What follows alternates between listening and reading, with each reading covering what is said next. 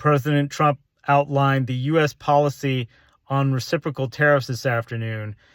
The tariffs will affect about 180 countries, beginning at a base rate of 10%. This goes all the way up to 46% in the case of Vietnam. China will be tariffed at 34%. This is in addition to the 20% that China is already being tariffed at. So China will have total tariffs of 54%. The European Union will be tariffed at 20%. And depending on the country, it will be a different rate determined by the rate that they're already tariffing the United States.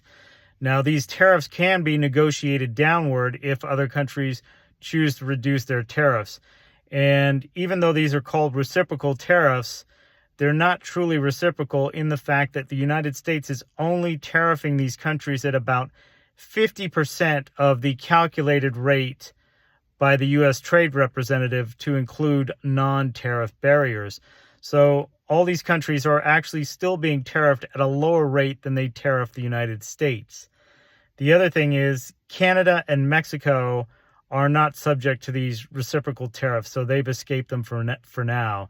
The other thing is there are a number of industries that have also escaped these tariffs, including pharmaceutical industry, semiconductor industry, lumber, bullion, and some critical minerals.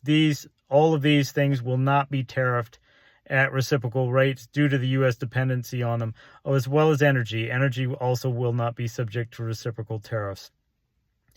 The other thing that President Trump mentioned is the fact that since he's been president, there have been announcements of $6 trillion of new investments coming into the United States, which is not bad for 2 months.